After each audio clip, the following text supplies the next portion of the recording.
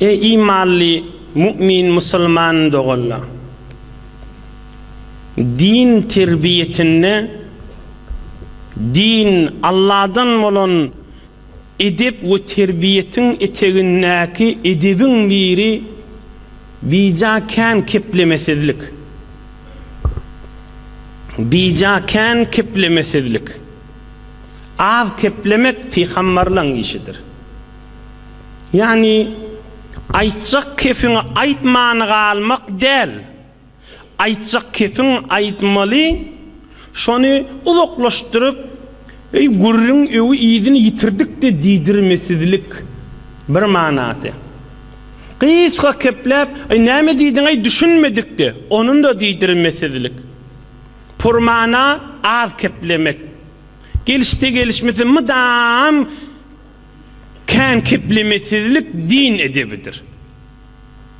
Peygamberimiz aleyhissalatu vesselam bir derman sözünden diyer: La tukthirul kelame bi gayri zikrillahi azze ve celle fe inne kethratel kelami bi gayri zikrillahi teala qasvetun lil kalb ve inne eb'aden nasi minallahi teala el kalbul qasi. Ravahu Tirmizi. Ey ummetum diptir. Bir dininiz, dünyanızı gerek görün bulmandan sonra kan keplemen diptir. Bija hamana mahal yollu gelýäňiz, daşdan ya yakynan yollu gurrun etip gelýän, yoldaşyň saňa bir gurrun agdýa, şu oturan märekäň içinde.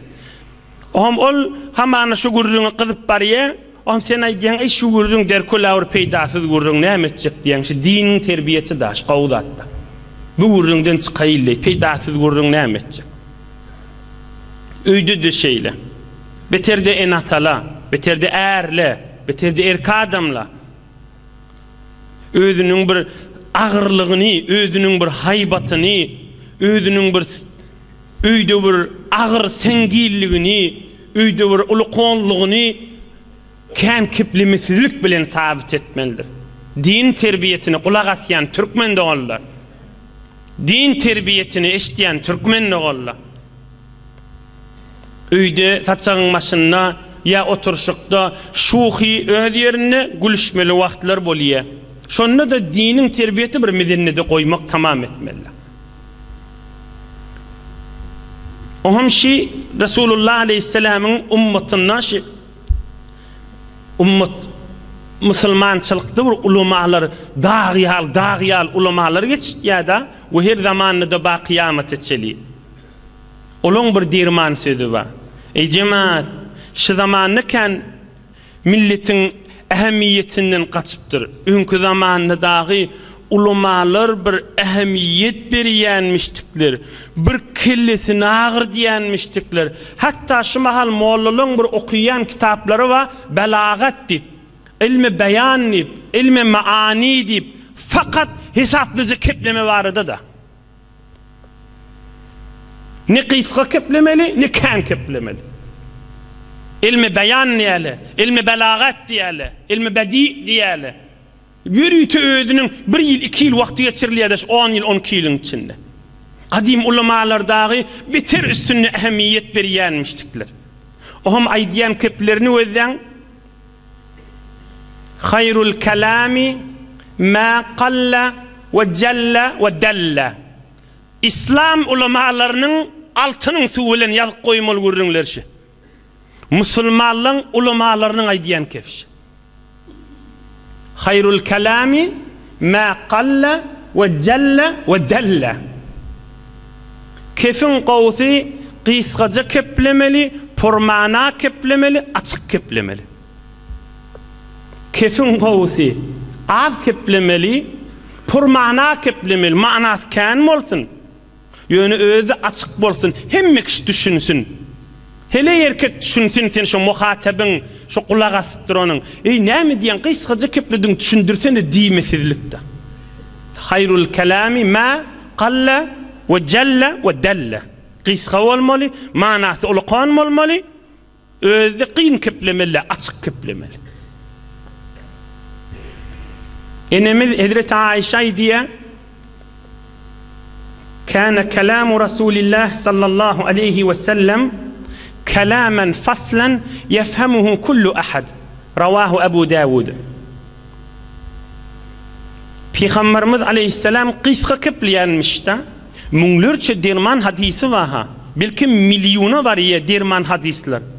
Ama hemmesi muhtasar, qisqaca pur mana hemme kişi düşünüyordu. Enemiz Hazreti Ayşe diye Peygamberimiz qisqa kepleyedi. Ama şu kif açıktı, işleyen adam kulak asıp düşünürdü. Yefhemuhu kullu ahad. İnami kepleyi düşünüp bulunağı diydirmerdi deyiptir. Açık keplerdi deyiptir. Bir misal aydeyin, hem edip, hem misal, hem bir gen bir mana hemmemizden çüreyim. Bu zamanla müteessifane ilgunun din edip ölçüğünün şuurun qalansan men üstünne bir mekarrak durayın. Qaytaydeyin, bir il halkın içinde bir dünyanın bir alıver beriverligi, dünyanın algı bergisi hakikaten bütün insanları şu manadan çıkardı şu mahal. Ağ keplemek, kan keplemek, o zatlın gurrüngüne adamın vakti yok. Şu geçen ulamaların ruhunun şatlığından çürüyümde olsa, şu arada mollaları, padşahlığın oğullarını, qovadımlığın oğullarını az keplemek bilen terbiyet berip, zahmet çekip, şu aralarda kitapları yazıp, gecelerini günlüğü edip, zahmet çekin ulamaların ruhunun şatlığı içinde birimi durayliğin şuurun üstünde. Ebu Hanife İmam Azami tarihte evveline az keplerdi divaytiyada. Merke dotika az keplerdi diye. Şunu evvellerini İmam Azam Ebu Hanife, şunu tarih, tamam tarih kitaptaydan da kan keplemedi diye da. Yani şun bir evvelmeli bir iftiharı deydi ha. Keplerini açık keplerdi, düşündürürdü, bir daha sorulsa yerine getirip cevap verirdi, o hem yeni keplemen otururdu. Bir merken içinde, onu keplemeli mi? Ansatacak, şu meclis keplemege niyazı bağ olsa keplemeli, ay bolor da değil mekade koymulla, hakıl şey. Bolor da ne ettip kan keplavetin, koy da midenne de değil mekade, kadim Hazreti Sa'diyyana kakıllı adamlar terbiyet veren aydiya da, kablazan ki bir guyan bes, to bes konnuyor. Bollu da değil mekade sen kestiye gururun. Ama meclisin niyazı olsa da keplağa oturmalı. Ya Hacı Abdullah Ansari'den sorattırla, zorlu hem alim, hem pir, hem evliya, hem murşid, Hazreti Hacı Abdullah Ansari, pir-i harat. Bitir, alim Rabbani adam işte Allah evliyalardan etsin, evliyalardandır inşallah. Keplemek kavmi, keplemesizlik kavmi deyiptirle, Hacı Abdullah Ansari'den sorattırla. Keplemek kavmi, keplemesizlik kavmi.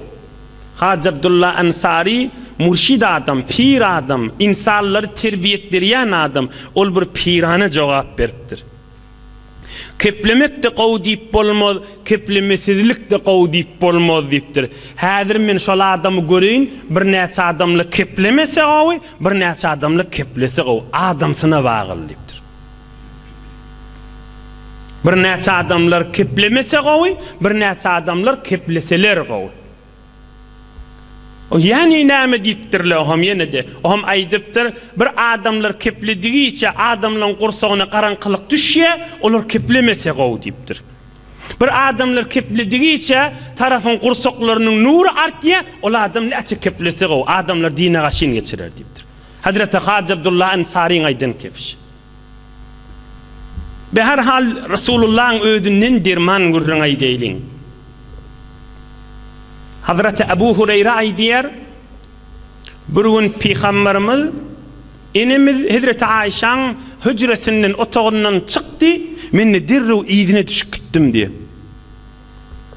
Enemiz Hazreti Ayşe'nin otağından çıktı, men dirru izine düşüp gittim diye. Am gurrundeş bolupdyr, yoldaş bolupdyr, gowar ýerligini tabit edipdir. Hamany aýrylyşyp bilmän hakikaten ne şeýle. Hamany däl, hakikaten aýrylyşyp bilmän. Enemiz Ümmü Selman otağına girdi diye. Oham Ebu Hureyre daşarda durupdur. Sümme haraca min beyti Ummi Selme fetebi'tuhu. Oham enimiz Ummu Selme'nin de otağından çıktı, men yine iğrini çıkıttım diye. Feltefete sallallahu aleyhi ve sellem فالتفت صلى الله عليه وسلم إلي ثم قال يا أبا هريرة زر غبا تزدد حبا أخرجه ابن عدي. Enemiz Hazreti Ayşe'nin otağından çıktı, idine düşüktüm. Enemiz Ummu Selme'nin öyinden çıktı, idine düşüktüm. Oham Peygamberimiz Aleyhissalatu vesselam bana baktı, ey Ebu Hureyre, zur gibben tezdet hubben. İki kelime şudur şu mana hemmek işte düşünüyada şunu. Zol idine düşüp büyürme, kade sataştan muhabbetin artar diptir. Türkmen ayda varsan, günne varsan dip raydiyen mesele vardır. Zur gibben tezdet hubben. Ebu Hureyre ne etiptir? Enemizin öyinden çıkanı da idine düşüptür. Yani her öye giren ne süyremdir mi, idime düşüp verme. Hemme insanlara da kıyamata ders vertirdi. Zur gibben tezdet hubben. Muhteser, kıyısgaca, purmana hemme işte düşünüyada. Kade ziyaret et, mehabbet artar diptir. İdine düşüp durma dediği de giyce unniydi. Onun tarafı bağlı. Bir adamlar var, günne her saatte yanne olmalıya, bir adamlar var, güne yanne olmalıya, bir adamlar var, heftede yanne olmalıya, bir adamlar var, ayda olmalıya, onun öz haklığın bilen, taraf bilen, maslahatlaş bilen, öz barnamağın bilen olmalı. Şimdi bu arada yeni bir ulamaların aydan kefi var, onunla aydeyin, oham inşallah görücüğüne gireriz. Bicaken keplemesizlik var arada. Bir ulukan adam, ulukan molulluğunu bilmek var arada. Adam 15 yaştan geçenden sonra özü birimi sayxıllı olmak, saylanmak barada. Bir elinne, dilinne, yüreğinne tesbih bolmak barada. Allah'ın zikri olmak barada. Yönü bijak keplep ondan kadi koy iş yerine, koy özünün kesp yerine, kesbettiyen, çörek çıkaryan yerine, ya bazarına, ya özünün maşinına, ya her yerde öyünne, elinde de tesbih olanın işgali yok. Arapla zakira diye aytyalar. Zakira, sen zikretmeye yadına salya deydi. Başka bir bernaman bulmandan sonra o riyakarçılık değildir ha. Dinin tersi de değildir. Yani kovulya da elinde olanına. Bir belli bir hamana bir pire kol verip özünün bir büyüğünün eteğini bulmandan sonra yönü boş oturandan zikredi otursa gavda. Dili bilen, eli bilen, tesbih bilen. Ulukan adam din eneler, geliller, ulukan adamların ulukan bilmeli terbiyetindendir. Ulamalığın birinden sonra attırla ine şu görürün. Ebu Hanife İmam Azam'ın zamanını bolan görürün şey. Mel belagat yerine yetirip doğru açık keplemek ulamalar şuna belagat diyelim. Elme belagat. Belagat ne mulya deyiptirli. Ebu Hanife'nin zamanına bir ulamaların birinden sonra attırlar. Onu ol cevap vertir. Ma bellagaka el cenneh. Seni Allah'ın rızayetine cennete yetiriyen zada belagat değil yer deyiptir. Olay deyiptir. Leyse hâzâ urid. Yo men mınaydamak deyiptir. Belagat deyip ilgunun içinde ne meaydil ya deyiptir. Bu alim adam görüptir, bil adam kan kipliyen adam. Yine cevap veriptir. Ma bassaraka mevâzi'a raşadika. Belagat dediği bir şeylik kefayetmek dediği, yerine yetirip keplemek dediği, öz abreyin, öz terakkiyin, öz üsmüğünü bilmek ve şunu görmek aydıl yer deyiptir. Ola adam ayttir, leyse hâzâ urid, yo men mınaydamak deyiptir, sen başka da cevap veriyen deyiptir.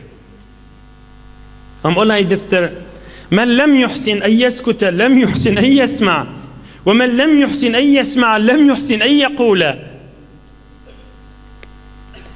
Bir adam kan keplisi kan kulak asıp bilmez deyiptir. Men kefim kulak asın ak deydik da tarafa. Kän kiplisi kän kulak asyp bilmez diýipdir. Kän kulak asmayan adam gow kiplep bilmez diýipdir. Balagat diýip şuňa aýdylýar diýipdir. Ama ýene aýdypdyr. Leysa hada uridu mimmen aýdamak diýipdir. Onu bu alim ýene jogap beripdir. İnne ma'şaran nebiyyin ala nebiyina ve aleyhimus salatu vesselam qalilul kelam ve kanu yekrahuna en yezidel mantık. Onu alim adam ýene jogap beripdir. Ay hacı däde diýipdir. Ay o gow adam diýipdir. Peýgamberler kepleýänmişdik diýipdir. Biza kän keplemeýän peýgamberler ýokuş görýänmişdik diýipdir. Diniň terbiýetinde däl kän keplemek diýipdir. Ine bir gow muqaddama, gow terbiýet, gow edep ilüniň içinde bir bernama galyşsa da ulukhan adamlar, ulukhan oglanlar 16-17 ýaşdan meýlek bitirdi däde, aga, ulukhan adamlar bir kän keplemesizlik, kepleseňde gow keplemek, jaýly keplemek, gysga keplemek, purmana keplemek diniň edebinden nigde.